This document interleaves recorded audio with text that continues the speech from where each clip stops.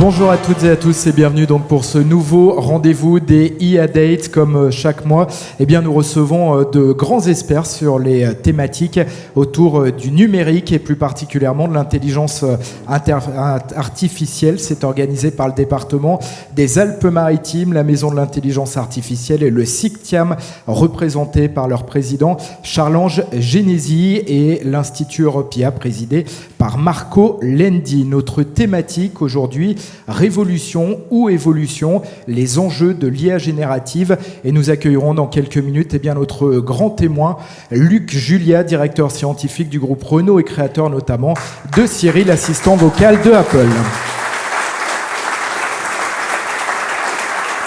Alors on va faire un tour d'horizon de l'IA générative, de ses débuts dans les années 50 à son impact actuel avec ChatGPT. Quelles sont les limites, quelles sont les questions éthiques? Mais avant de retrouver notre grand témoin pour lancer cette IA Date, Monsieur Charles-Ange Genesi, président du département des Alpes-Maritimes.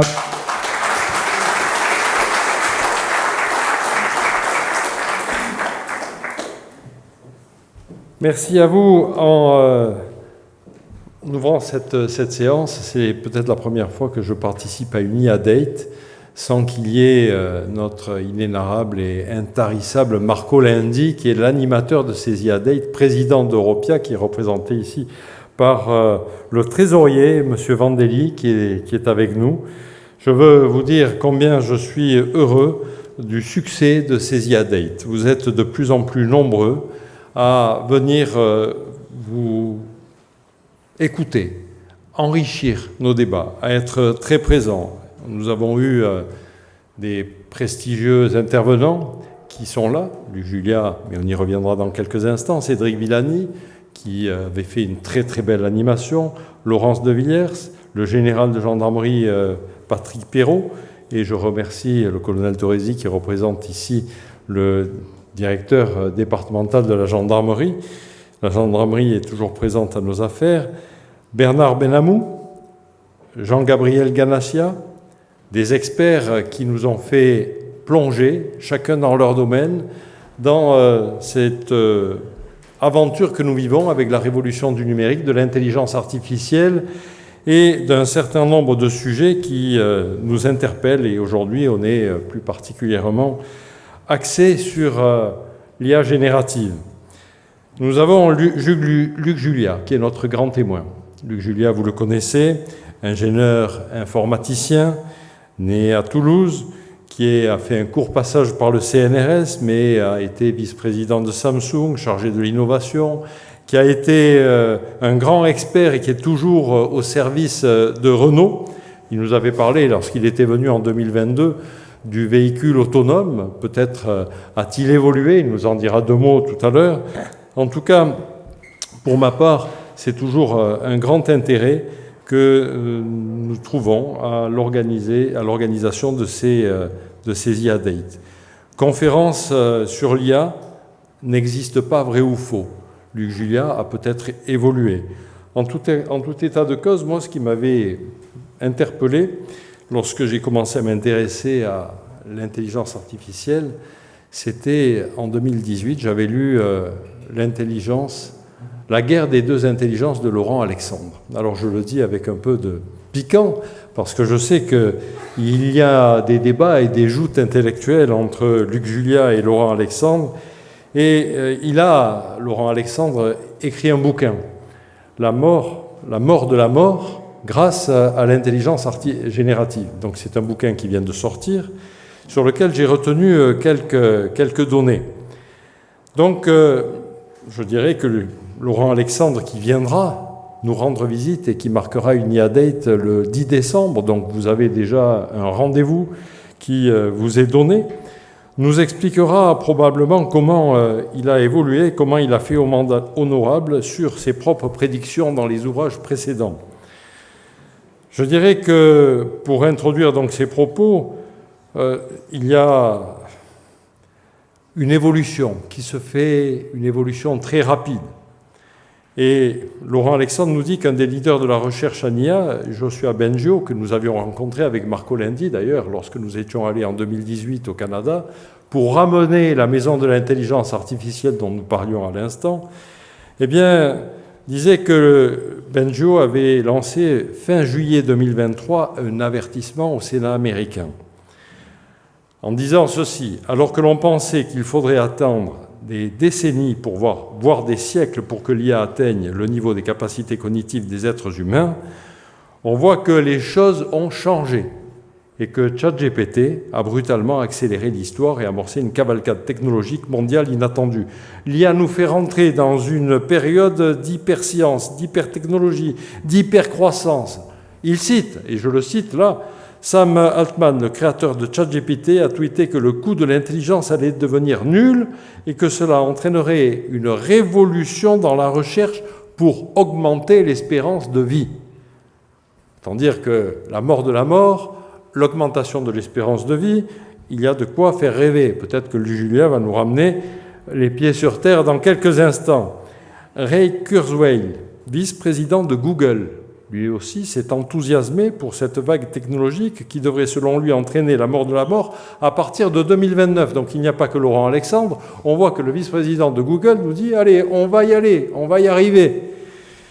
La loi de Gordon Moore a survécu à sa mort, à la mort de Gordon Moore. Donc là aussi, peut-être une loi, une théorie qui sera discutée. La loi de Gordon Moore, c'est la puissance des circuits intégrés qui doublent à coût constant tous les 18 mois. Vous imaginez ce que ça peut représenter. En 1951, un transistor faisait 10 mm de large. En 1971, 10 microns. À force du doublement tous les 18 mois depuis 59 ans, on atteint désormais 114 milliards de transistors sur un seul microprocesseur. Un microprocesseur de 2036 comportera 5000 milliards de transistors et 500 000 transistors tiendraient dans la largeur d'un cheveu. Je titille Luc Julia qui me regarde, a l'air de dire « Mais qu'est-ce qu'il me raconte ?» Moi, je raconte que ce que Laurent Alexandre raconte, qu'il nous racontera probablement dans un moment. En 1938, l'ordinateur le plus puissant de la Terre, le Z1, inventé par l'ingénieur allemand Konrad Zuse, réalise une opération par seconde. Aujourd'hui, le 1er juin 2022, le Frontier américain est le premier ordinateur à dépasser 1 milliard d'opérations par seconde. Intel et Dell ont communiqué en novembre 2023 leur plan pour bâtir les premiers ordinateurs zetaflops, c'est-à-dire réalisant 1000 milliards d'opérations par seconde. Je reviens à Gordon Moore qui s'étonnait que ces prédictions soient encore valides avant qu'ils ne disparaissent. Et il disait la chose suivante: « J'ai vu tomber des dizaines de murs infranchissables. Maintenant, je crois que tout est possible. La loi de Moore s'arrêtera peut-être un jour, peut-être quand les transistors auront atteint la taille de l'atome, ou peut-être pas, puisque tout cela est démenti chaque jour un peu plus. » En 1965, il avait prédit la mort de sa loi pour 1975. Il avait dit « J'invente une loi, mais cette loi, elle ne va pas tenir. » Allez, en 65, elle sera... Probablement, en 1975, elle sera dépassée 10 ans après. Or, à la veille de sa mort, il envisage qu'elle puisse être éternelle. Cette capacité de calcul explosive change radicalement l'aventure humaine et pourrait être la clé de l'éternité humaine. C'est beau, hein ? Alors... on est avec la loi de Moore qui fait fantasmer les transhumanistes qui pensent qu'elle permettra de devenir un homme-dieu, doté de pouvoirs quasi infinis grâce à l'incroyable progression de la puissance de calcul. ChatGPT transforme ainsi notre destin et probablement le destin de l'humanité. Sam Altman, le projet le plus important, le plus prometteur, le plus effrayant. Donc je recitais Sam Altman tout à l'heure, le patron et l'inventeur de ChatGPT dit qu'il va y avoir des choses terrifiantes que nous aurons à vivre avec l'IA générative, mais qu'en même temps, nous aurons des chemins assez exceptionnels. S'il y a à infiltrer de nombreux secteurs professionnels comme la santé et le transport, On peut dire que les IA génératives, il n'y a pas que ChatGPT. Il y a Claude, il y a DALL-E, il y a Midjourney, il y a Stable Diffusion, il y a Gemini. Donc tout cela peut générer des contenus, il peut générer des textes avec des prompts qui sont assez déconcertants. Je dirais que déconcertant par sa puissance de calcul, l'IA générative, en pénétrant le monde du travail, est là aussi. Alors je dirais que sans remplacer l'humain, l'IA générative peut être synonyme de gain de temps, se débarrasser des tâches les plus chronophages et les plus rébarbatives. L'IA générative est très prometteuse, avec les progrès continus, le machine learning et le traitement de données de masse. Les modèles d'IA générative vont devenir de plus en plus sophistiqués et pointus. Alors faut-il parler de révolution ou d'évolution, ou pire? Aujourd'hui, c'est quand même le thème. Sommes-nous dans la révolution, dans l'évolution, ou quelque chose d'encore plus fort? Moi, j'ai quelques idées sur le sujet, mais ce sont les miennes, elles ne sont pas forcément celles d'un grand expert, et je laisserai donc Luc Julia vous définir le rôle et le mot exact de ce que nous sommes en train de vivre. En tout cas, j'ai voulu, par ces propos, tout simplement titiller un peu Luc Julia, s'il en avait besoin, et je me souviens qu'il n'en avait pas besoin. Il nous avait dit que les véhicules autonomes n'auraient jamais la capacité d'être totalement autonomes. Est-ce qu'il a changé d'avis? Et je lui laisse la parole.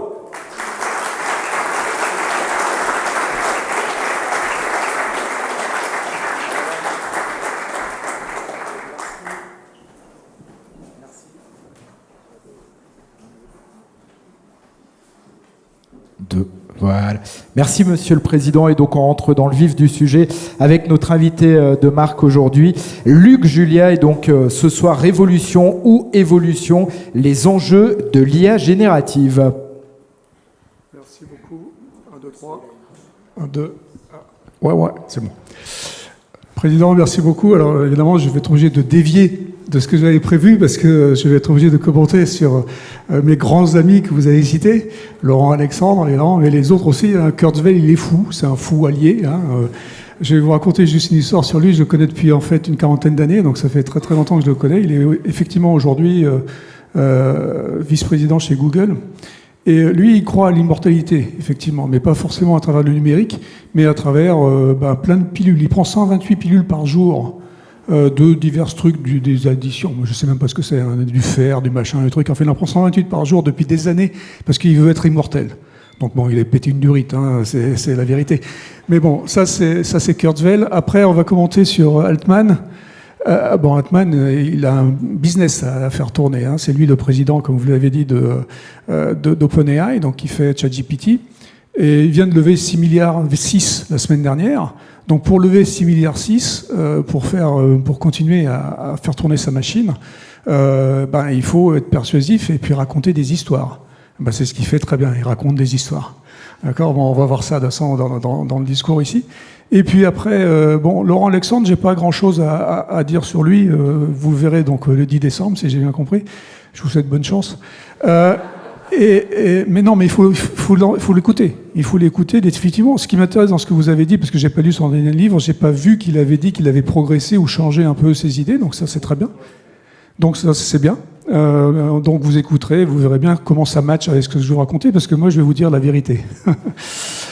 Et puis, si vous avez cité un autre encore là-dedans, la loi de Moore, effectivement, là, ça continue, mais ça c'est du hardware. Effectivement, le hardware, c'est très impressionnant, et ça continue aujourd'hui. Et vous allez voir que pour traiter toutes les données qu'on a à traiter aujourd'hui avec le software, parce que les IA, c'est que du software, effectivement, il faut beaucoup de hardware, et ça, vous allez voir, ça va pas s'arrêter d'ici, tout de suite. Vous avez cité un autre nom dont je ne me rappelle plus, mais c'est pas très grave. En tout cas, ces gens-là, ils sont rigolos, on va dire, mais il ne faut pas forcément prendre tout au pied de la lettre, surtout quand on parle de choses comme l'immortalité, des choses comme ça, avec le numérique, je veux dire, ça n'a à peu près rien à voir. Et on va voir que ces IA génératives en particulier, mais on va commencer par donner la définition des anciennes IA. Je vais refaire un petit pitch sur les IA en général. Les IA, d'abord, ça n'a pas commencé avec ChatGPT il y a 3 ans. Donc ça date officiellement de 1956. 1956, ça fait quand même 68 ans, donc ça fait un petit moment qu'on fait des IA. Et ces IA, elles ont progressé. Hein. Il y a eu plusieurs types d'IA, et c'est ce que d'ailleurs je vais vous raconter, c'est qu'on ne devrait pas dire une intelligence artificielle. D'accord, une intelligence artificielle, c'est ce qu'il y a dans les films, hein. C'est Hollywood, c'est Her, c'est Terminator. Tout ça, c'est de l'intelligence artificielle de Hollywood, c'est la science-fiction. L'intelligence artificielle, les intelligences artificielles, c'est de la science. D'accord, et c'est de la science qu'on mène depuis 70 ans pratiquement. En fait, ça fait beaucoup plus de temps que ça existe. D'accord ? Si on réfléchit bien, qu'est-ce qu'on fait quand on fait de l'intelligence artificielle ? On essaye de remplacer des tâches qui sont des tâches qui ont l'air intellectuelles avec des machines, avec des systèmes. D'accord ? Et on fait ça depuis la nuit des temps, en fait. On ne fait pas ça seulement depuis 1968 ou 1956. D'accord ? On fait ça depuis très très longtemps. Je vais vous donner un exemple simple, moi que j'adore, c'est une date, 1642. 1642, qu'est-ce qui s'est passé ? C'est Pascal, mathématicien, philosophe français, qui a inventé la pascaline. Pascaline, première machine à calculer. Qu'est-ce que c'est qu'une machine à calculer ? En l'occurrence, ici, elle fait des additions et des soustractions. Addition et soustraction, vous allez me dire, oh, c'est pas si intelligent que ça. Mais là, évidemment, si je vous demande combien fait 1764 plus 768,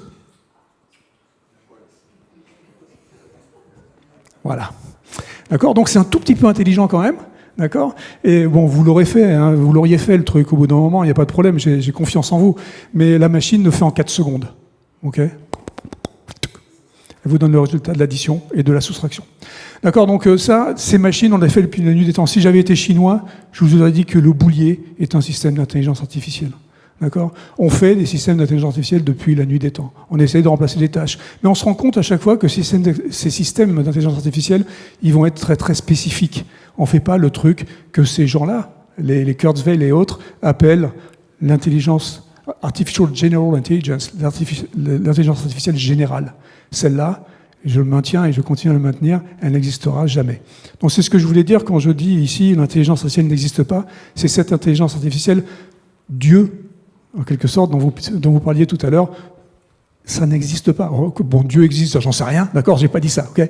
Mais je ne veux pas rentrer dans ce débat-là, mais en tout cas, ce que je peux vous dire, c'est que l'intelligence artificielle en tant que Dieu n'existe pas et n'existera jamais. Tant qu'on l'a fait, tant que c'est des mathématiques. Parce qu'aujourd'hui, ces intelligences artificielles, toutes les intelligences artificielles dont on parle depuis 1956, ce sont des mathématiques. Ok ? Donc, si on prend l'histoire, hein, ça a commencé avec des statistiques dans les années 50, donc on faisait des statistiques, ça n'a pas très bien marché. Après, il y a eu des trucs que la plupart d'entre vous connaissent, c'était les systèmes experts, c'était de la logique, d'accord, toujours des mathématiques, mais de la logique, ça marchait assez bien. Hein, pendant 40 ans, on a fait des systèmes experts. Puis après, les IA statistiques sont revenues à la charge parce qu'il y a quelque chose qui s'est passé dans les années 90. Il s'est passé qu'il y avait énormément de data qui était disponible, énormément de données qui étaient disponibles. C'était Internet. Ce fameux big data, d'accord, Internet, c'est une source de données absolument extraordinaire, d'accord, qui continue à grossir tous les jours. Et grâce à ça, on peut faire des statistiques. Quand on a beaucoup de données, on fait des statistiques. Plus il y a de données, plus les statistiques sont censées être bonnes.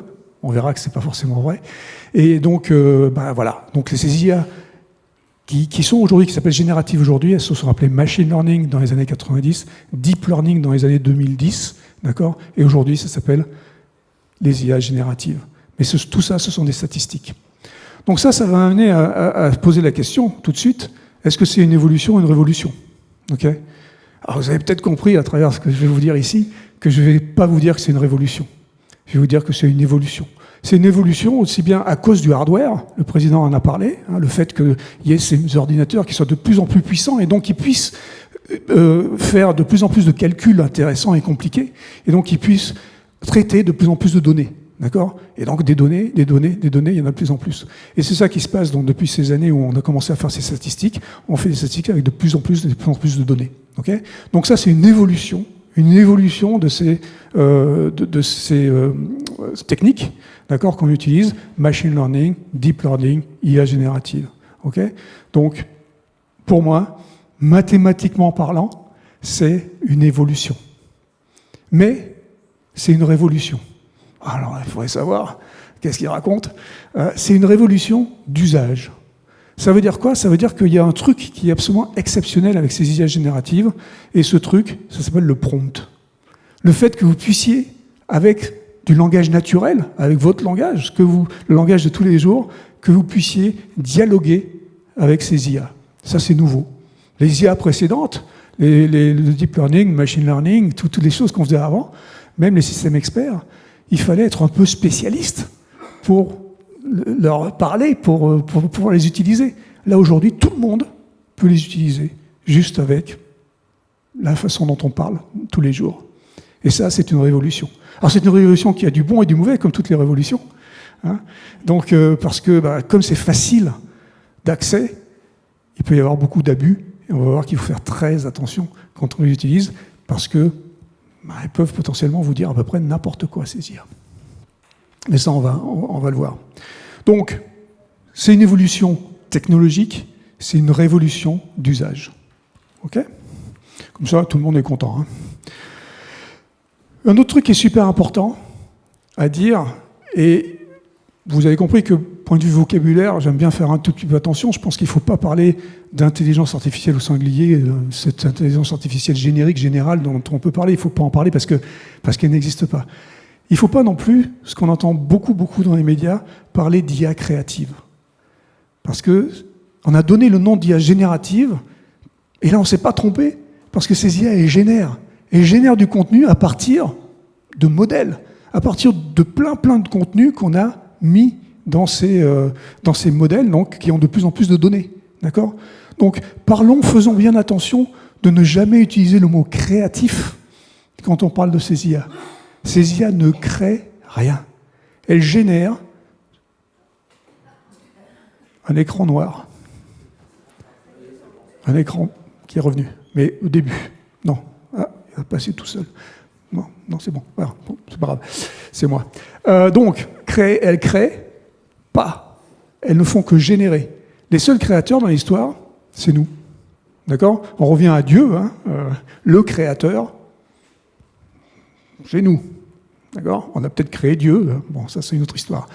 Mais en tout cas, ces IA génèrent. Et je vais vous montrer un truc, en fait, très simple. Moi, je suis nul en dessin. Absolument nul, nullissime. D'accord ?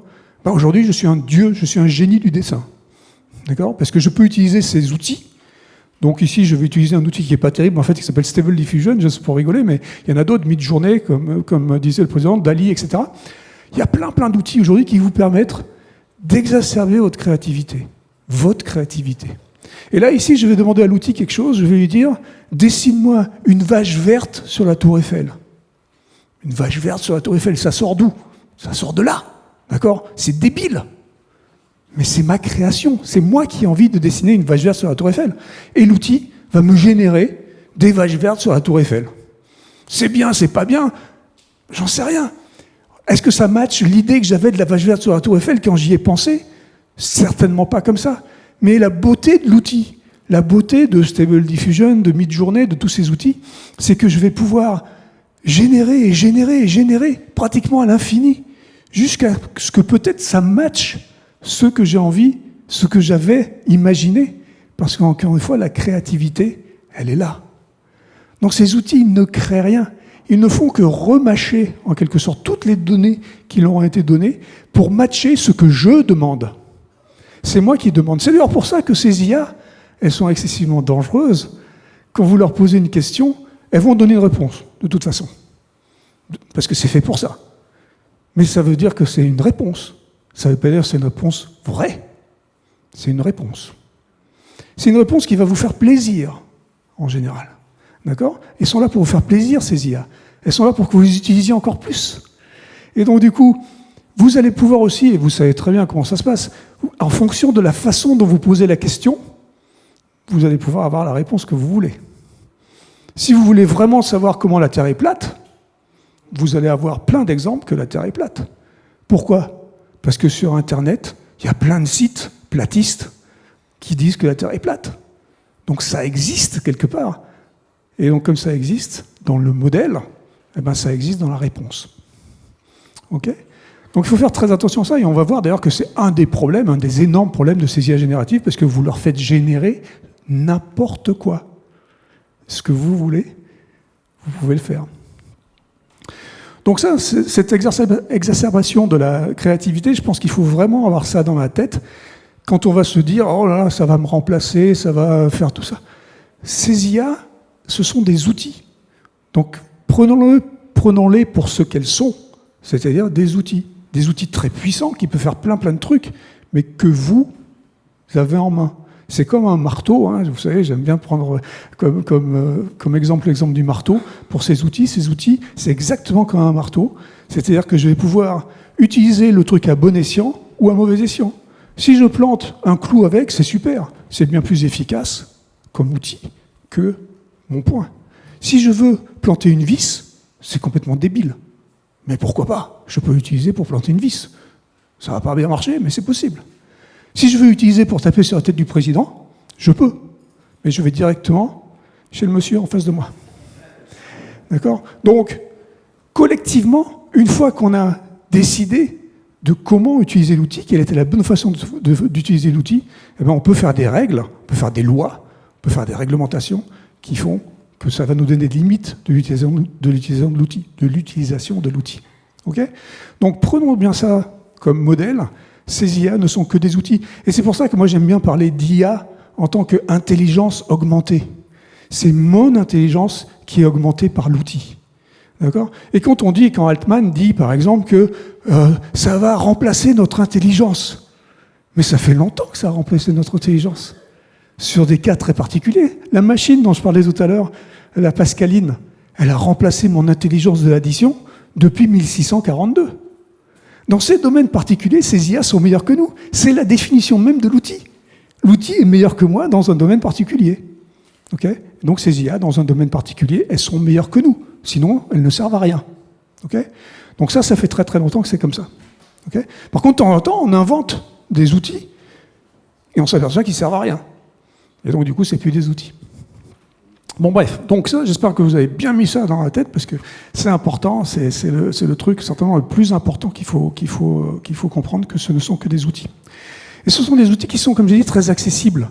Alors c'est absolument magnifique ce qui s'est passé depuis 2022, parce qu'on a suivi exactement la courbe de Gartner. Vous connaissez certainement cette courbe qui est la courbe d'adoption des technologies. Les technologies en général suivent très très bien cette courbe. Alors au début, vous avez toutes les technologies qui partent à gauche, évidemment, de la courbe. Hein. Puis petit à petit, il y a du hype. Par le metaverse et tout ça, là, c'était le hype en 2022, hein, d'accord, c'était là-haut quelque part. Bon, aujourd'hui, il n'est plus nulle part. Hein, parce que la plupart de ces technologies, quand elles arrivent, elles disparaissent après parce que c'était un peu n'importe quoi. Puis après, bon, il y a ce hype. En général, après, on se dit, bah, c'est pas si bien que ça. Donc, il y a un big drop, là, vous voyez, la grande descente. On les utilise plus. Et des fois, il y a un rebond.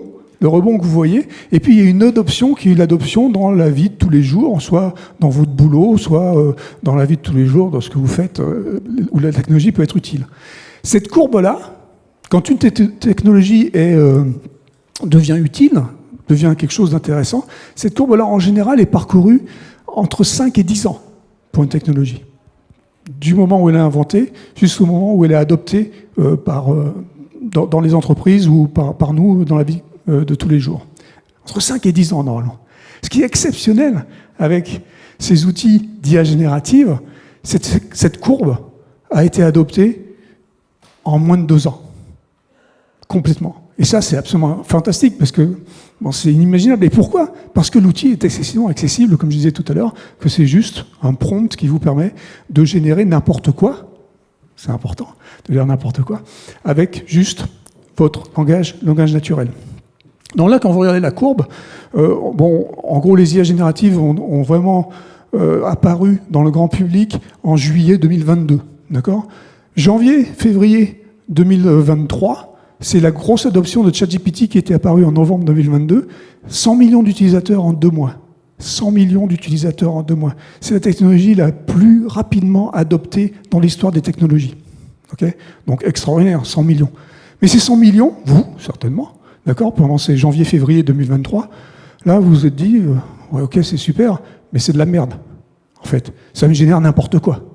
Ça me fait des erreurs, ça me fait des hallucinations. C'est pas bien. D'où le drop. D'accord ? Mais on a continué à jouer avec, évidemment. Et dans les entreprises, il y a eu plein de POC, ces fameux proof of concept qui ont été faits, et plein, alors plein qui étaient mis à la poubelle. Mais quelques-uns, dans des domaines très particuliers, on s'est aperçu que c'était intéressant. L'outil est intéressant pour les designers, pour même dans n'importe quelle fonction support qu'on a dans les entreprises, on arrive à utiliser l'outil pour des trucs très spécifiques, comme j'ai dit tout à l'heure, pour quelque chose de très particulier. Et donc le rebond est arrivé dès le mois d'octobre, à peu près 2023. Et donc aujourd'hui, dans plein d'entreprises, on utilise l'IA générative parce que, en fait, on s'aperçoit que c'est utile pour ces tâches très particulières. Okay, mais on ne l'utilise pas comme étant ce truc générique et général qui va nous remplacer dans toutes les tâches qu'on puisse imaginer. Okay, donc ça, c'est intéressant. Mais comme je dis, le drop, il faut expliquer le drop. Pourquoi il y a eu ce désamour, en quelque sorte? Parce qu'on s'est aperçu qu'il y avait ces hallucinations et ces erreurs. Okay, et dans les hallucinations et les erreurs, il y en a des mythiques, on va dire. Hein. Dès le mois d'avril 2023, il y en a eu une qui a fait marrer tout le monde. C'était cet avocat du barreau de New York qui a décidé d'utiliser ChatGPT pour écrire sa plaidoirie qu'il devait soumettre à un juge. C'était un gars qui avait fait un truc dans un avion. Enfin, il n'était pas content d'une compagnie aérienne. Ça le faisait un peu chier, pour être clair, d'écrire la plaidoirie. Et donc, il a demandé à ChatGPT de le faire. Et comment il a demandé à ChatGPT? Il lui a mis quelques données du truc. Le gars, bon, il n'est pas content parce qu'on lui a pas servi son verre de je sais pas quoi, machin, tatata. Et donc, ça a écrit une plaidoirie en 15 secondes. L'avocat, c'est super, j'ai gagné 3 ou 4 heures de mon temps. C'est super, ChatGPT. Il envoie ça au juge. Le juge, quelques jours plus tard, lui renvoie un petit mot en lui disant « Bravo, c'est la meilleure plaidoirie que tu aies jamais écrite. C'est la meilleure plaidoirie que tu m'aies jamais envoyée. Bravo. » C'est super, j'ai gagné 4 heures de mon temps, c'est génial. Et le juge continue, il dit il y a un seul petit problème en fait, c'est que absolument toutes les références, les jurisprudences que tu as citées, elles n'existent pas. Il y a un case number, il y a un numéro qui semble être un numéro correct, le nom des juges, le nom des defendants, ça a l'air OK, mais elle n'existe pas. Le gars, aujourd'hui, n'est plus avocat. Donc, il suffisait de faire quoi? Oui, il fallait, OK, utiliser l'outil, pourquoi pas, pour avoir des brouillons, pour avoir des idées, des machins, pourquoi pas. Mais relis ton truc après. D'accord? Les case numbers, là, va voir si ça existe vraiment. Donc, il faut faire super attention quand on utilise l'outil, parce que l'outil hallucine. D'accord? L'outil va faire quoi? Comme je disais tout à l'heure, il va vous donner une réponse. Il sait, cet outil, à partir du fait qu'une plaidoirie, c'est un développement d'une idée, blablabla, plus des références, il va vous sortir le développement des idées, blablabla, plus les références. Mais les références, il ne sait pas ce que ça veut dire. Il ne comprend rien, l'outil. Il ne comprend strictement rien. Il ne fait que répondre à ce que vous lui demandez. Quand il lui donne les données sur le cas, il va remâcher les idées sur le cas à partir de ce que ça devrait être une plaidoirie, plus donc les références. Donc il vous pond un truc avec la plaidoirie et une référence. Voilà. Donc, encore une fois, c'est pas inutile. C'est juste qu'il faut faire attention quand on l'utilise. Un autre cas que je connais bien, en fait, c'est ma bio. Bon, ma bio, il se trouve que je la connais assez bien. Hein. C'est un truc c'est moi, quoi. Et donc, si je demande aujourd'hui ma bio à n'importe quel de ces IA, je me marre un peu, moi, tous les jours, hein, parce que vous pouvez faire ça avec vous, hein, ça vous fera marrer aussi, certainement.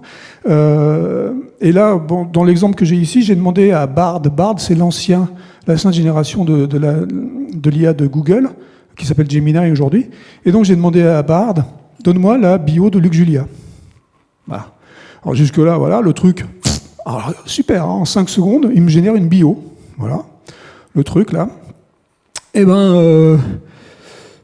C'est tout faux.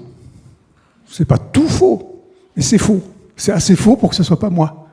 Vous voyez ? Si vous voulez avoir la bio de Luc Julia, qu'est-ce que vous faites? Vous, être intelligent, vous n'allez pas aller ramasser des morceaux un peu partout sur Internet à vous faire chier, aller chercher des trucs. Vous allez sur Wikipédia en espérant que sur Wikipédia, la communauté a fait en sorte que ma bio soit bonne. Et il se trouve que sur Wikipédia, effectivement, la plupart des bios sont bonnes et ma bio sur Wikipédia est bonne. D'accord? J'ai encore vérifié avant-hier, ma bio est correcte sur Wikipédia. Donc si le truc avait été intelligent, elle aurait été prendre le truc sur Wikipédia. D'accord? La source qui a la vérité. Mais là, non, qu'est-ce qu'il a fait? Il a fait une sorte de goulbi-goulba de ce qu'il peut y avoir sur le net sur Luc Julia, plus le fait qu'en plus je m'appelle Julia, donc c'est le bordel, hein, on peut pas savoir si c'est une fille, si c'est un garçon, le truc là. Donc ça a ramassé des trucs un peu partout, et ça m'a sorti une aberration totale. Je l'ai fait encore avant-hier, en même temps que je regardais le truc sur Wikipédia, et avant-hier, j'ai découvert c'était Gemini que j'ai utilisé avant-hier, je suis professeur à Aix-en-Provence. Voilà, je vous l'annonce donc officiellement aujourd'hui, je suis professeur à Aix-en-Provence. Ben non, hein, bon. Donc, c'est un peu embêtant parce que ça génère aussi non seulement de temps en temps des trucs qui sont débiles dans le sens où ça n'existe pas, d'accord, mais aussi ça génère aussi des trucs carrément faux quand on pose une question particulière. Donc c'est quand même un peu embêtant. Donc ça amène la question de la pertinence. La pertinence est super difficile à calculer parce que, comme je vous disais tout à l'heure, en fonction de la manière dont vous posez la question, vous allez pouvoir changer la réponse ou avoir une réponse différente, d'accord, parce que vous allez influencer la réponse en fonction de la question.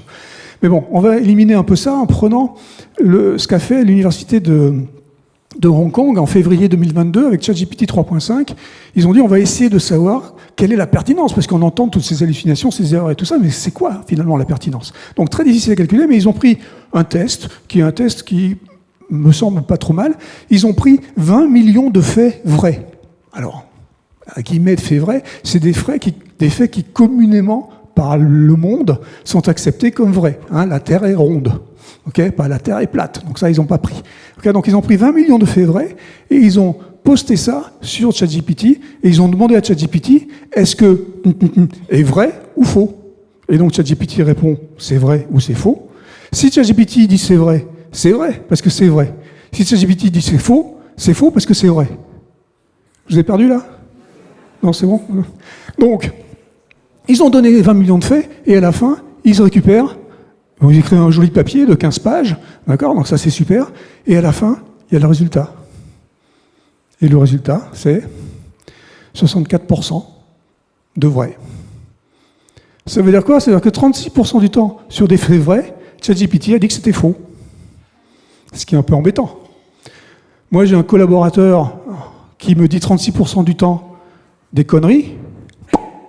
C'est plus mon collaborateur. Hein. Vous faites ce que vous voulez, mais moi je le garde pas, le gars. Hein. C'est un stagiaire. Hein. Donc bon, c'est un tout petit peu embêtant quand même. Okay. Alors évidemment, c'est pas sur toutes les questions. Hein. Vous vous rappelez, c'est compliqué à calculer, mais là c'est quand même assez évident et le chiffre est mauvais. C'est carrément mauvais. Bon. Par contre, il y a des solutions. Il y a des choses qui s'appellent le fine-tuning, le ragging. Donc ça veut dire quoi tout ça? Faire du rag, faire du fine-tuning, ça veut dire que vous allez maintenant prendre des données qui sont des données de confiance, des données qui sont à vous, et vous allez les mettre dans la machine, et vous allez faire en sorte que le modèle maintenant soit dirigé en quelque sorte seulement vers vos données à vous, et vers votre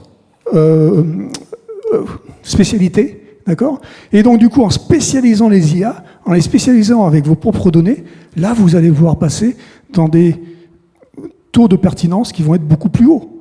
D'accord? On va passer de 64% à 98-99%. Et ça, c'est intéressant. Là, l'outil est bien. Mais l'outil est devenu super spécialisé dans les données que vous avez fournies. OK? Donc, c'est important de comprendre ça. Mais attention, quand je vous dis 98-99%, il reste quand même 1 ou 2%. Okay? Donc, relisez toujours ce qu'elles vous racontent, ces IA. Parce que ces 1 ou 2%, ils existent. Donc, dire des bêtises, ça existe toujours. Okay? Mais c'est beaucoup plus faible. Un truc qu'il faut comprendre, c'est la propriété intellectuelle. Ces IA, parce qu'elles sont en train de prendre des données partout, comme je disais tout à l'heure, non, je ne l'ai pas dit tout à l'heure, je vais le dire maintenant, ChatGPT 4o, le dernier, la ChatGPT, c'est 1200 milliards de paramètres. 1200 milliards de paramètres. C'est tout Internet, globalement. Okay? C'est pour ça qu'il dit des bêtises et qu'il dit des trucs vrais et pas vrais, parce que tout Internet, comme vous savez, c'est pas tout vrai sur Internet. Hein. Donc, 1200 milliards de paramètres. C'est beaucoup de paramètres. Et donc, les gens qui ont fait OpenAI, Google, machin et tout ça, ils ont un peu volé des données. Ils ont pris des données qui ne leur appartenaient pas pour créer les modèles. Et donc on voit aujourd'hui pas mal de procès, en fait, qui ont lieu, où les ayants droit disent les trucs qui sont en train de sortir, c'est jamais exactement le truc pareil qui sort. Hein. C'est quelque chose qui est un peu, comme j'ai dit, le goulbi-goulba, là, un truc remodelé. d'accord, qui sort. Mais des fois, ça ressemble quand même beaucoup à ce qu'un ayant droit avait. Si vous demandez aujourd'hui à une IA générative, dessine-moi la Joconde, il va vous dessiner un truc qui ressemble quand même beaucoup à la Joconde. Ok, ça ne sera pas exactement la Joconde, ça ressemblait beaucoup. Et donc du coup, les ayants droit, ils commencent à dire, bah, c'est quand même à moi le truc là, on m'a piqué les trucs. Bah oui, effectivement, ils ont certainement piqué les trucs. Okay, donc on voit tous ces procès qui ont lieu, hein, qui m'a amusé beaucoup récemment, enfin récemment l'année dernière. C'était celui de Stable Diffusion qui s'est fait attaquer par Getty Images. Getty Images, vous savez, c'est la base de données d'images, hein, qui ont des millions et des milliards d'images disponibles. Et ils les montent sur Internet, ils les ont en accès public sur Internet, mais avec un watermarking, où il y a marqué dessus Getty Images. Et donc vous êtes censé acheter l'image pour enlever le watermarking. Okay, bon, voilà, alors, ils sont aperçus que Stable Diffusion avait un peu piqué toutes les images sur Internet avec le watermarking. Et quand elles sont ressorties, ces images, ce qui est marrant, ce qui est rigolo dans l'histoire ici, c'est que même le watermarking est changé en GT Image. D'accord? Donc c'est pas Getty Image, c'est GT Image. Bon, alors ça n'a pas été très très compliqué pour les avocats quand même d'expliquer que ça ressemble beaucoup quand même à Getty Image. Ok? Donc il faut faire attention parce que dans les conditions générales d'utilisation de ces IA, en tout petit là en bas, il y a marqué que tout ce qui est généré vous appartient. C'est-à-dire que c'est vous qui allez être responsable du contenu que vous allez présenter après. Et les ayants droit, ils pourraient très bien vous attaquer vous. Là, il se trouve que les ayants droit commencent à comprendre quand même le machin, ils vont attaquer les IA génératives elles-mêmes, mais légalement, c'est vous les responsables. Donc ça, c'est un peu embêtant. Jailbreaking, allez, je vais vous raconter une histoire qui est rigolote. Moi, ce qui m'amuse, c'est le jailbreaking. Vous avez tous, plus ou moins, certainement, il y a quelques années, jailbreaké vos iPhones. C'était à la mode, c'était pourquoi? C'était parce que Apple mettait des carcans pour pas que vous puissiez installer n'importe quelle application sur votre iPhone, et donc vous pouviez le jailbreaker pour pouvoir installer n'importe quoi. C'est une sorte de piratage. Okay, aujourd'hui, le jailbreaking pour les iPhones n'existe plus parce qu'il ne sert plus à rien, mais par contre, il y a du jailbreaking des IA génératives. Et c'est quoi le jailbreaking des IA génératives? Ben, c'est ce que je vais vous raconter, c'est super rigolo. En novembre 2022, vous pouviez demander à OpenAI, quand il est sorti, est-ce que tu peux me générer la recette d'une bombe? Et le truc, il vous générait la recette d'une bombe magnifique. D'accord? Alors les avocats de OpenAI se sont dit, bon, c'est un peu chaud quand même, on est en train de générer des contenus illégaux, il va falloir faire attention, donc on va mettre des carcans. Donc ils ont commencé à mettre des carcans sur les trucs qui avaient potentiel à générer des trucs illégaux. Okay, donc en décembre 2022, si vous demandiez « génère-moi la recette d'une bombe », pour la première fois, une IA allait vous répéter quelque chose, vous allez vous dire quelque chose comme « je ne peux pas, je ne vais pas, je n'ai pas la réponse, je ne vais pas te le dire ». Alors qu'elles ne sont pas faites pour ça, vous vous rappelez, elles sont faites pour vous donner des réponses, pour vous faire plaisir. Mais là, ils ont commencé à mettre ces carcans, donc je ne peux pas te répondre. Donc là, vous ne pouviez plus avoir la recette de la bombe. Sauf qu'il y a le jailbreaking. Et le jailbreaking, c'est quoi? Le jailbreaking, c'est nous. C'est nous. Et en décembre 2022, vous pouviez dire quelque chose comme imagine que je sois un savant fou qui veuille faire une bombe, comment je ferais? Il vous sortait la recette de la bombe. Juste en racontant une petite histoire de quelques mots, vous jailbreakez, vous allez autour des carcans qui ont été mis avec du langage naturel pour que vous générez ce que vous voulez. Aujourd'hui, en octobre 2024, donc 2 ans plus tard, vous pouvez toujours générer une recette de la bombe. Alors c'est un peu plus compliqué. Le prompt fait 30 pages. D'accord? C'est donc toute une histoire, hein, machin. Il y a un prompt et à la fin, vous avez la recette de la bombe. D'accord? Donc vous pouvez, si vous voulez, avoir la recette de la bombe avec ces IA génératives. Et donc il y a un site web qui est marrant, qui est fait par un étudiant de Toronto, qui recense tous ces jailbreaks. Et donc on voit ces histoires avec évidemment des prompts qui sont de plus en plus longs, qui vous permettent de générer de la pédopornographie, de la truc, enfin, générer n'importe quoi qui est illégal. Ça montre juste les limites de ça. C'est une course, cette technologie. Hein, pour empêcher de générer les trucs, c'est une course exactement comme la cybersécurité, c'est une course aussi. Okay, donc il faut avoir ça en tête aussi. Si vous voulez vraiment générer des trucs, vous pouvez. Et c'est vous, encore une fois, qui êtes créatif. Là. Le jailbreaking, c'est pas autre chose que la créativité. Est-ce qu'il y a des solutions pour empêcher tout ça? Évidemment qu'il y a des solutions. Par exemple, pour ce qui est de la propriété intellectuelle, on voit que des gens comme Adobe qui font le logiciel de Photoshop, ils ont rajouté un moteur d'image qui s'appelle Firefly à l'intérieur de Photoshop. Et Firefly, ils vous garantissent que toutes les images qui sont générées par Firefly sont des images qui sont générées à partir d'un modèle où toutes les images qui ont été utilisées pour le modèle sont à eux. Ils ont soit les droits, soit c'est leurs images.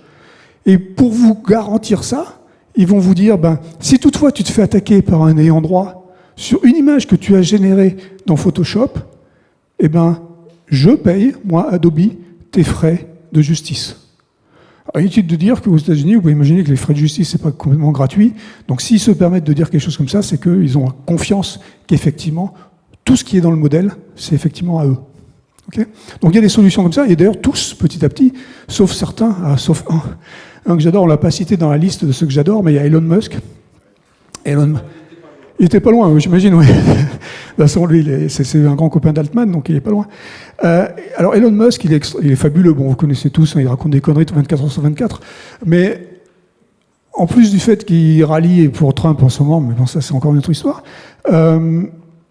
il a créé sa propre IA, qui s'appelle Grok. Donc, je vous conseille de ne pas l'utiliser, en fait, un Grok. Alors, Grok, c'est magnifique parce que c'est basé sur la meilleure base de données du monde, Twitter. Donc, du coup, alors ça raconte, c'est pas de 64% de pertinence là, on doit être à peu près à 3% de pertinence. D'accord ? C'est n'importe quoi. C'est le truc, c'est du grand n'importe quoi. Et donc, effectivement, la plupart de ces IA essayent de ne pas utiliser des trucs qui sont complètement faux ou idiots ou où ils n'ont pas le droit. Sauf, évidemment, Elon Musk, parce que lui, il est le maître du monde. Donc, il peut se permettre, il n'a pas besoin des lois, les trucs, les machins comme ça sert à rien. Retraite. Tout ça pour dire qu'ils font de plus en plus attention quand même en général, les OpenAI et autres, ils font quand même attention de plus en plus aux sources, parce qu'ils se sont fait attaquer, ils font des deals avec, vous avez peut-être entendu, des deals avec le Wall Street Journal ou avec le New York Times et tout ça, pour que les contenus donc de ces textes qui sont copyrightés, le journaliste qui l'a écrit, c'est à lui le truc, okay, c'est au journal. Et maintenant, OpenAI ou les autres doivent payer pour ces contenus. D'autres trucs qui se passent aussi, c'est qu'on parlait de la pertinence et on parlait du fait que ça génère du caca, potentiellement. On dit aujourd'hui 36% de caca qui est généré. Demain, vous pouvez imaginer, si on continue à prendre de plus en plus de données qui viennent d'Internet et ces données sont générées par ces IA génératives, potentiellement, ce que ça va prendre de plus en plus de caca. D'accord ? Et puis demain, quand la pertinence, ça sera plus 64%, mais ChatGPT 20.0, ça sera peut-être 3% la pertinence. Parce que ça aura pris beaucoup de caca. Okay ? Donc, pour éviter le caca, ce que font maintenant aujourd'hui la plupart de ces IA, elles watermarquent les résultats. Et elles décident de ne pas les utiliser. Parce qu'elles savent qu'ils sont potentiellement pas bons. Donc, je watermark le résultat. Si ce résultat, après, je le trouve dans mes crawlers, là, les gens qui vont aller chercher des données, je trouve une data qui a été générée par une IA générative, je dis, ça, j'utilise pas parce que je ne sais pas si c'est du caca ou pas. Donc, je vais continuer, etc. Jusqu'à ce que ce soit revu par un humain, et l'humain dise, oui, ça, tu peux utiliser. Okay ? Donc, ça, c'est une des solutions aussi pour essayer de faire en sorte de pas faire en sorte que les pertinences deviennent de moins en moins bonnes. Et pour qu'elles deviennent qu'elles deviennent donc du coup meilleures. Qu'est-ce qui va se passer après ? Bon, j'en sais rien, parce que justement, je ne suis pas Elon Musk, donc je ne fais pas de prédiction. Mais ce qui est sûr, c'est que ces IA, on n'a pas trop parlé de l'impact écologique de ces IA aujourd'hui. Avec la loi de Moore, le problème, c'est qu'effectivement, les machines deviennent de plus en plus puissantes, etc. Et elles utilisent de plus en plus d'énergie, de plus en plus de ressources. Et pas seulement de l'électricité, qu'on pourrait croire. Par exemple, aujourd'hui, il y a un petit débat pour savoir combien une requête ChatGPT utilise d'eau pour les circuits de refroidissement des data centers. Alors, on sait que ça utilise beaucoup d'électricité, ça c'est un truc acquis depuis longtemps, on sait que les data centers ça utilise beaucoup d'électricité. Microsoft est en train de réfléchir aujourd'hui à mettre des petites centrales nucléaires à côté de ces data centers. Je veux dire, moi ça m'inquiéterait si je dévoue, c'est quand même un tout petit peu embêtant. Mais on ne parle pas souvent de l'eau. Et l'eau, c'est une ressource aussi qui est un peu compliquée dans le monde. Et du coup, 2 requêtes ChatGPT aujourd'hui, on pense que ça prend à peu près 1 litre de flotte. 2 requêtes. Il y a des centaines de millions de requêtes qui sont faites par jour. Donc il y a des centaines de millions d'îles de flotte qui sont gâchées tous les jours. Okay, donc ça, c'est un peu embêtant. Donc il faut qu'on y réfléchisse et qu'on fasse attention. Quand on utilise des IA, comme j'ai dit, moi ça ne me dérange pas qu'on utilise des IA. Évidemment, je veux bien, j'en fais des IA. Donc je veux bien qu'on les utilise, mais je veux qu'on les utilise à bon escient, en comprenant ce que ça veut dire. Il y a une balance quand on utilise ces trucs-là. Il y a du bien et du mauvais. C'est jamais blanc et noir, c'est gris. D'accord ? Donc si je veux utiliser une IA pour aller détecter un cancer d'une radio, bah ouais, là je pense que c'est plutôt une bonne idée. Si je veux utiliser une IA pour aller jouer à un jeu débile, je suis pas sûr. D'accord ? Donc il faut qu'on comprenne aussi comment on va utiliser ces IA et ce qu'on est prêt, d'une manière éthique, à utiliser ou pas.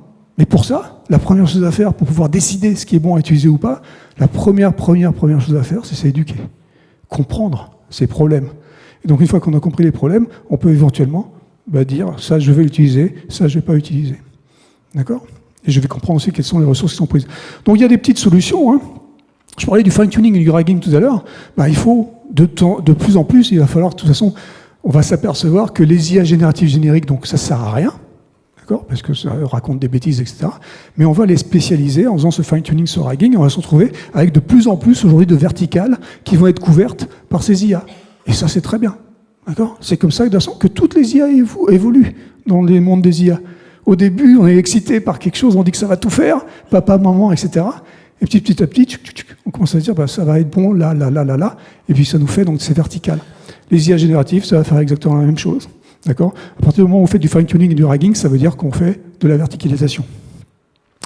Donc du coup, il y a un autre truc qu'on peut regarder, c'est les open source. Très intéressant, les open source. Il y a de plus en plus aujourd'hui d'IA génératives qui sont en open source. Ça veut dire quoi ? Ça veut dire que je peux les utiliser à la maison un peu, sans avoir à péter 2 litres d'eau à chaque fois que je fais une requête, et sans avoir à payer très très cher les OpenAI et autres, Microsoft ou Google. Donc regardons aussi ça avant de commencer quoi que ce soit. Quand on fait un POC, quand on fait ces petites expérimentations à la maison, enfin dans l'entreprise, faisons-le déjà en open source. Peut-être que ça suffit, peut-être que ça sera très bien pour ce qu'on a à faire. D'accord ? Après, pour passer à l'échelle, on verra bien, mais réfléchissons encore une fois à ce que ça veut dire. Et du coup, ça nous amène à des modèles plus frugaux, potentiellement, parce que comme je dis, plus le modèle est gros, plus le modèle fait des trucs, plus il va utiliser de l'énergie, non seulement au moment où on crée le modèle lui-même, ça a toujours été le cas pour les machine learning, le deep learning, mais là, en plus, ces IA, elles créent des modèles tellement gros qu'elles utilisent aussi de l'énergie au moment de l'inférence. C'est au moment où vous les utilisez. C'est la première fois qu'on utilise de l'énergie quand on utilise le modèle. Et ça, c'est absolument terrible, parce que ça veut dire qu'au moment même de la requête, c'est pour ça qu'on utilise 2 litres de flotte pour 2 requêtes, 1 litre de flotte pour 2 requêtes, parce que ça prend en fait de l'énergie et ça prend des ressources à l'utilisation, ce qui est un petit problème, un gros problème. Donc comme j'ai dit, il faut faire ces méthodes plus spécialisées, mais il faut aussi, je pense, se calmer un tout petit peu. Donc au lieu de rentrer la tête baissée comme on fait bien dans la Silicon Valley, on adore ça. Hein. Il y a un truc qui arrive, on fonce à fond dedans, et puis bon, on regarde pas trop ce qui se passe sur les côtés. C'est ce qui s'est passé avec le Metaverse, c'est ce qui s'est passé avec les crypto-monnaies, et c'est ce qui s'est passé avec les IA génératives. Les IA génératives sont sorties du lot quand même, mais on n'a pas pensé forcément à tous les problèmes. Et je pense qu'on a oublié un peu vite, et qu'on oublie en général un peu vite, ce qui s'est passé avant. Et donc, moi, ce que je prescris, et ce que je ne suis pas le seul, il y a beaucoup de gens qui se disent, faisons un peu d'hybridation. Réfléchissons à ce qu'on a fait avant. Ces IA, là, les vieilles IA, celles d'il y a 2 ans, celles d'il y a 3 ans, les machine learning, le deep learning, c'était pas idiot, il y avait certainement des trucs pas mal à faire. D'accord ? Et d'ailleurs, il y en a plein qui marchent toujours dans ces domaines particuliers. Donc, regardons un peu ce qu'on faisait à l'époque, d'accord, il y a 2 ans, et puis faisons-le peut-être avec ces nouvelles technologies aussi. Mais regardons aussi peut-être ce qu'on faisait au moment des IA logiques. Donc il y a très longtemps, il y a 10, 20 ans maintenant, quand on faisait des systèmes experts. C'était pas idiot non plus. Le problème, c'est que là, on fait des trucs qui sont logiques et statistiques. En mathématiques, les logiciens se foutent sur la gueule avec les statisticiens. Donc bon, c'est un peu compliqué de les faire discuter, mais pourquoi pas ? D'accord ? Et c'est comme ça, je pense qu'en hybridant, en repensant tout ce qu'on a fait dans les histoires des IA depuis 70 ans, depuis 1000 ans, on va peut-être réussir à faire des trucs sympas. Et sur ce, j'ai terminé. Bravo.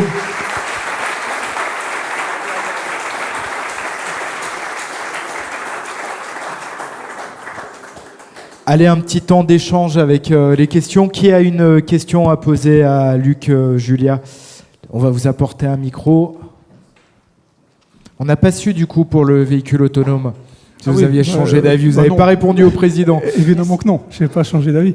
Même encore pire, et vous avez vu que finalement, l'industrie me donne raison. C'est-à-dire que tous les gens qui s'étaient excités avec la voiture autonome niveau 5, parce que c'est ce dont on parle quand on voit la voiture autonome, qui avait été annoncé par mon bon ami Elon Musk en 2014. En 2014, demain, vous aurez la voiture autonome. Bon, on est 2024, 10 ans après, on l'attend encore. Alors, il y a les taxis, robotaxis, mais ça c'est différent. Donc les robotaxis, on ne peut pas considérer que c'est du niveau 5 en fait, parce que c'est radiocommandé en quelque sorte. C'est-à-dire qu'il y en a 300 par exemple qui roulent à San Francisco aujourd'hui, d'accord, c'est impressionnant, il y a plein de touristes qui les prennent et tout, c'est sympa, il n'y a pas de conducteur, donc wow, c'est bien. Mais bon, c'est marrant, hein, c'est vrai, mais c'est la fête foraine, hein, le truc. Bon, il se trimballe comme ça dans San Francisco, c'est bien. Il met plus de temps, il est plus cher. Bon, ça c'est un peu embêtant, mais en plus de ça, quand il y a un problème, parce qu'il y a toujours un problème, c'est ce que je vous ai raconté avec le panneau stop, si vous vous rappelez, donc il y a toujours un problème à un moment donné. Quand il y a un problème pour les 300 véhicules donc, qui circulent à San Francisco, il y a un gars qui est en vidéo et qui va télécommander le véhicule pour le sortir de la mouise dans laquelle il s'est mise. D'accord ? Ça, c'est possible sur 300 véhicules. Maintenant, moi, Renault, je produis 1 million de véhicules par an. Je ne sais pas faire de télécommande sur 1 million de véhicules, d'accord ? Donc, c'est pas la même chose. Robotaxi, il ne faut pas confondre avec voiture autonome niveau 5. Donc, voiture autonome niveau 5 n'existera jamais. Maintenant, l'industrie a compris que c'était le cas, parce que c'est juste pas possible. C'est s'attaquer au parfait. Le parfait n'existe pas. Le parfait est impossible, d'accord ? Il y a toujours quelque part un cas particulier qui fera que ça va tout me casser dans mon système. C'est ce que je vous ai raconté la dernière fois avec le stop. Donc le gars qui marche avec un panneau stop et puis la voiture qui s'arrête parce qu'elle voit le panneau stop. D'accord ? Donc ça, c'était marrant. Mais je peux vous en raconter une autre aujourd'hui vite fait parce que j'en ai plein comme ça. D'accord ? Il y en a une récemment qui était pas mal où il y a une voiture qui suit un camion qui transporte des feux rouges. Alors la voiture super intelligente, là, elle comprend rien. Parce qu'elle a un feu rouge devant elle et le feu rouge, il ne marche pas en plus parce qu'il est dans le camion. Et voilà. Allez, on y va pour les questions du public. Alors, des questions courtes, s'il vous plaît. Oui. Alors, pour les modèles qui vont être plutôt frugaux, justement, et donc verticales, comme vous le disiez, verticaux, n'y a-t-il pas un problème, justement, d'orientation ? Comme le disait Altman, justement, le problème d'algorithme orienté. À partir du moment où vous rentrez vos données, vous les biaisez. Il y a définitivement un problème d'orientation parce que vous allez maintenant définir exactement ce que vous voulez. Le problème, c'est que les données d'Internet, les 1200 milliards de données dont je parlais tout à l'heure, elles sont biaisées aussi. Parce que vous avez d'un côté les platistes et de l'autre côté les gens qui croient que la Terre est ronde. D'accord ? Donc, de toute façon, c'est biaisé. Statistiquement, il y en a plus qui croient que la Terre est ronde que des platistes, donc ça dit plutôt que c'est rond, d'accord ? Mais les données sont biaisées sur Internet de toute façon. Donc vous, quand vous faites, effectivement, quand vous allez rentrer vos données, vous allez biaiser le système avec votre propre direction de ce sur quoi vous voulez vous intéresser, vous voulez intéresser le modèle. Donc c'est biaisé. Mais quelque part, c'est moins biaisé que le reste, parce que vous allez donner des données dans lesquelles vous avez confiance. Donc vous biaisez le système, mais avec quelque chose dont vous avez confiance, et donc il va vous donner les résultats que vous avez envie qu'il vous donne, c'est-à-dire quelque chose qui est pertinent dans le domaine dans lequel vous allez appliquer l'IA. Excusez-moi s'il y avait d'autres questions. C'est très bien si vous dites moi, mais ce n'est pas moi. Ce sont de grandes sociétés. Bien sûr. Voilà. Bien sûr. Après ça, il y a les problèmes d'éthique. Donc moi, informaticien dans une compagnie, j'ai ma propre éthique, ma boîte a son éthique, ça match pas. Après, c'est à moi de décider de faire la bonne chose si je trouve que ça match pas. La boîte a une éthique qui est bonne, qui est pas bonne, c'est à décider. Et puis après, à la fin de toute cette chaîne, il y a la loi. Et la loi, aujourd'hui, il y a un truc qui s'appelle l'AI Act qui est sorti en juillet cette année, européen. Donc il y a une loi, il y a quelque chose qui a été décidé où il y a des carcans qui sont mis pour pas dépasser les trucs. Donc à la fin, on peut quand même pas faire n'importe quoi. Mais je peux faire n'importe quoi. Vous pouvez faire n'importe quoi. C'est la beauté de ces IA, et c'est pour ça que ces IA sont utilisées énormément par les hackers, par les gens qui font des attaques cybersécures et tout ça, parce que c'est super efficace. Donc je peux faire n'importe quoi, mais après je me mets mes limites éthiques que je veux, ma boîte, la compagnie, le pays, enfin ce que vous voulez. Une autre question, il nous reste un peu moins de 10 minutes. Question très très rapide. Oui, très rapide. Merci beaucoup pour cette présentation extrêmement limpide. Ça fait du bien. Yann LeCun défend les Objective Driven AI. Qu'est-ce que vous en pensez, vous ?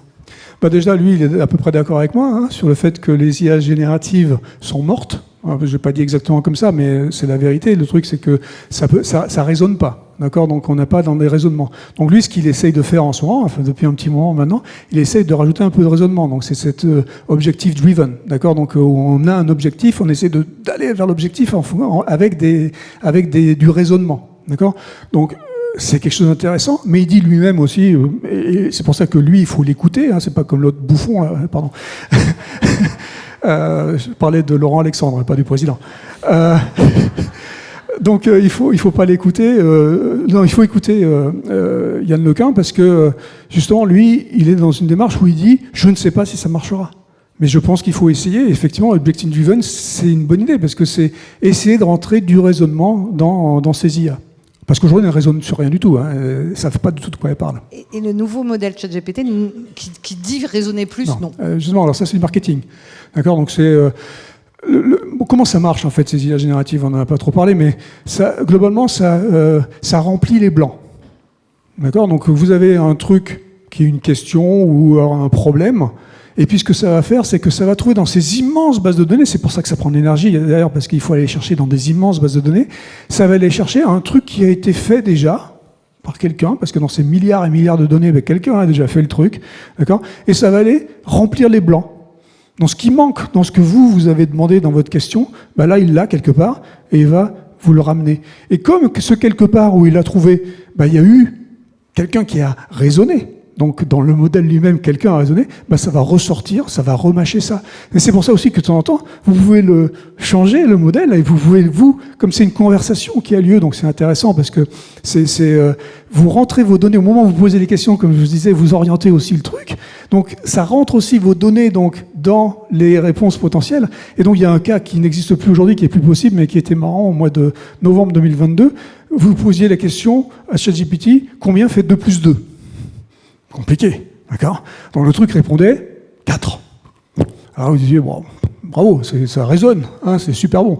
Et puis là, vous lui disiez, non, en fait, ça fait 5. Et ChatGPT vous répondez, oui, ça fait 5. Évidemment, ça fait 5.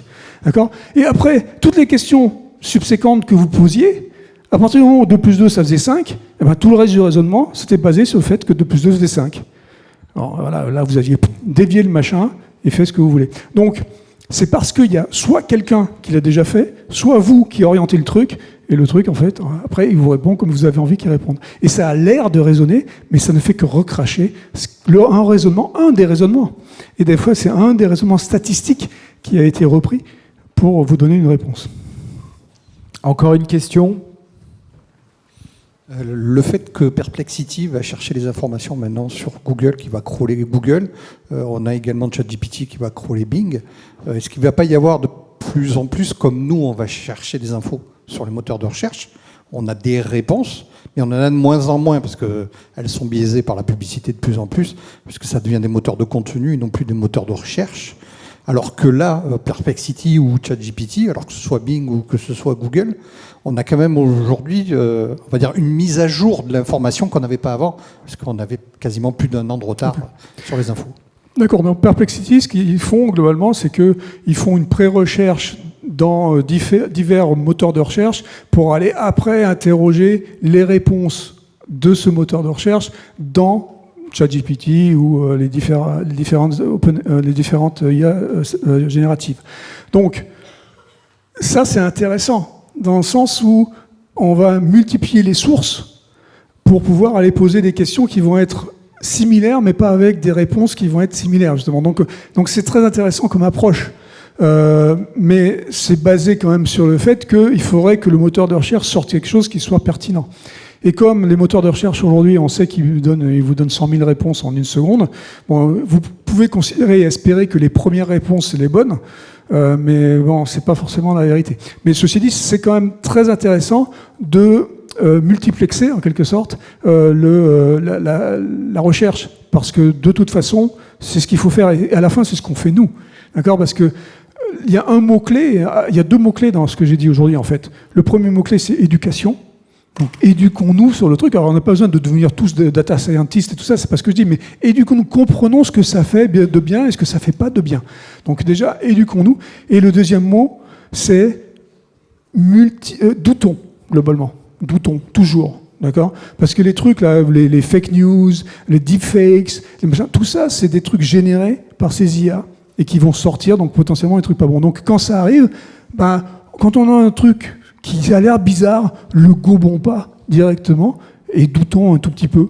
Et allons nous renseigner ailleurs et regardons si le truc, si machin, il a vraiment dit ça, quoi. Encore une question ?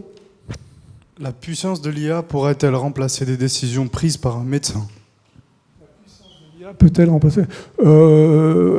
Oui, ça dépend dans quel domaine. Vous savez, on a souvent dit, il y a une petite dizaine d'années, on critiquait les IA qui trouvaient les cancers dans les radios. D'accord ? Et on disait, ça va remplacer les radiologues. Les radiologistes, je ne sais pas comment on dit en français. Radiologues ?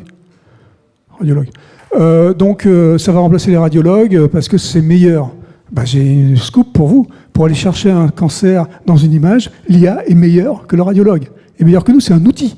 L'outil est meilleur que moi pour ça. Mais par contre, pour aller annoncer à la patiente qu'elle a un cancer, ben, le psychologue, enfin le radiologue, est meilleur que l'IA qui lui dirait « t'as un cancer ».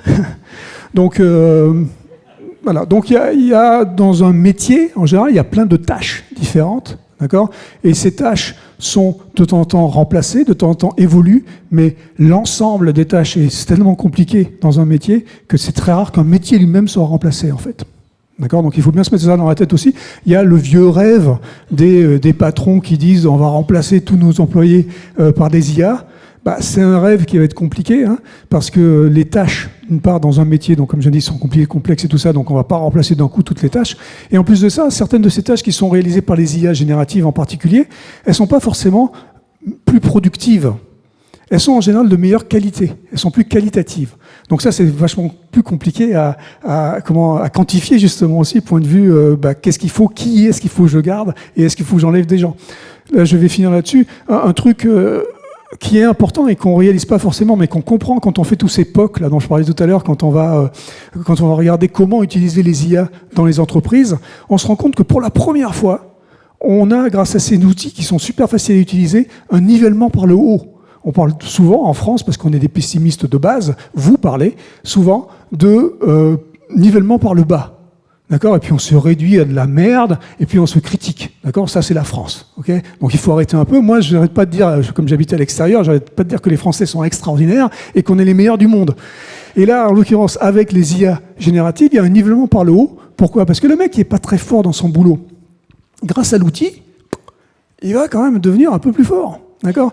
Et ça a deux effets. Alors l'effet que, d'une part, le service entier va être nivellé par le haut, donc parce que le gars qui était fort déjà, lui, il devient un peu plus fort aussi. D'accord ? Donc nivellement par le haut.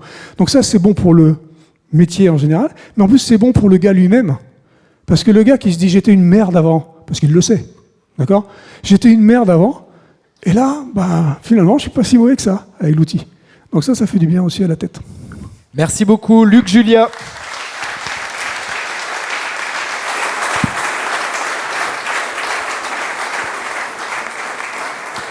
Et le mot de la fin, la conclusion, en l'absence de Marco aujourd'hui, c'est David Konopnicki, vice-président du département des Alpes-Maritimes, délégué au Smart Deal, à la transition numérique et à l'innovation. Bonsoir David.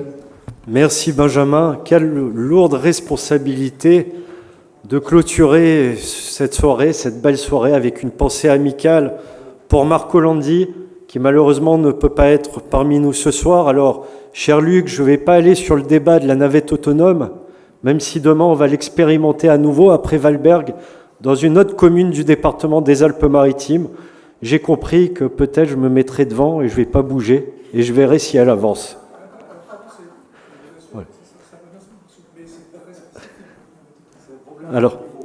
Alors, si elle avance, je ne vous téléphone pas. Si elle n'a pas avancé, je vous appelle pour vous confirmer qu'elle n'a pas avancé.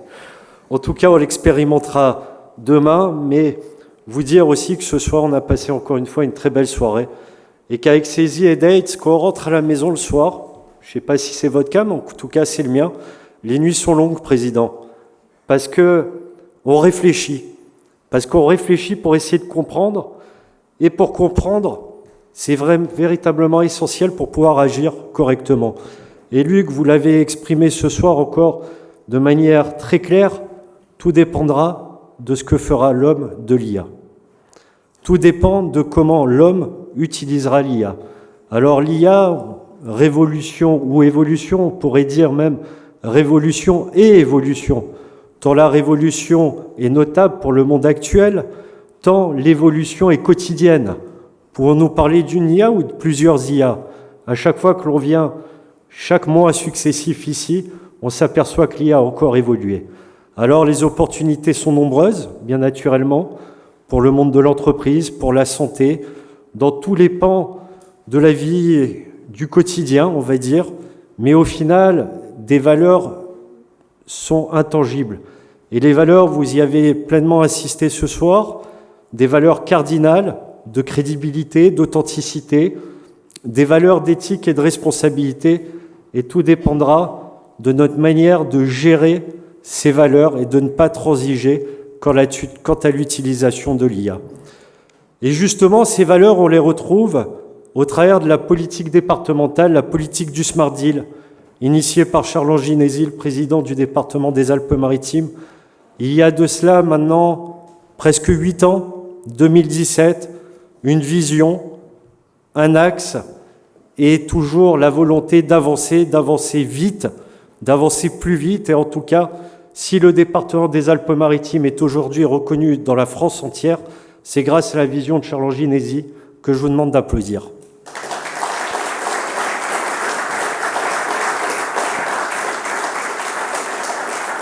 On retrouve ces valeurs parce que la mission première du département, en solidarité toujours, la collectivité des solidarités, c'est d'acculturer.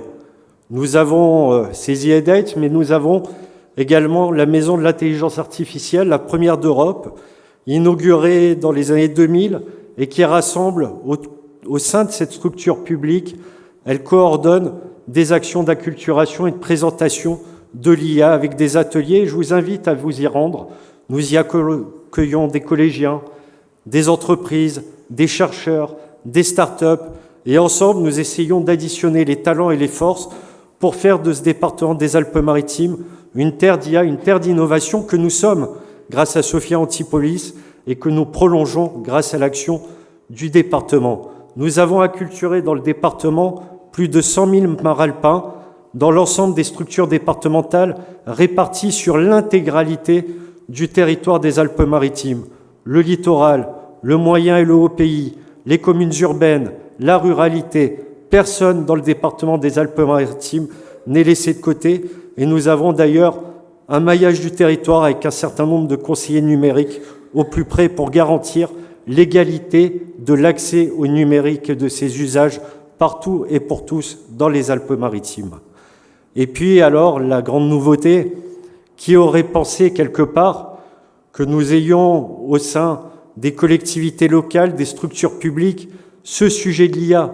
Il y a quelques années, personne, Président, vous l'aviez pensé, parce que vous avez initié la transformation numérique des services départementaux que je salue, parce que vous avez remis l'ingénierie numérique au goût du jour grâce au SICTIAM, dont je salue le directeur. Vous avez lié également cette révolution numérique à la transition écologique pour faire en sorte que nous puissions relever les défis du smart et du green. Et aujourd'hui, nous avons des atouts pour réussir. Nous avons dans l'ensemble des leviers départementaux l'utilisation du numérique, l'utilisation de l'IA. Nous l'avons dans tous les pans de l'activité départementale, l'autonomie, compétence première, la culture, les routes, tous les acteurs et les directeurs de services du département sont aujourd'hui aguerris à l'usage du numérique et je vous en félicite parce qu'aujourd'hui, nous avons une longueur d'avance pour réussir nos politiques publiques au service de la population maralpine. Et enfin, que dire pour terminer? Simplement, vous dire que nous aurons ce cycle d'IEDATE qui va se poursuivre. Le 5 novembre prochain, nous allons chanter ensemble puisque nous aurons une IEDATE sur le thème de l'IA et de la musique Et tout cela contribue à faire en sorte que nous relevions le défi de l'inclusion numérique, parce que le défi qui nous attend tous, que l'on soit responsable de collectivités locales, que l'on soit chef d'entreprise, que l'on soit citoyen, c'est de réussir ensemble l'inclusion numérique. Et c'est une grande fierté que le département des Alpes-Maritimes porte aujourd'hui l'inclusion numérique et la feuille de route de l'inclusion numérique dans notre département aux côtés de l'État, parce que si nous réussissons le défi de l'inclusion numérique, nous réussirons le défi du numérique tout simplement et le bon usage de l'IA.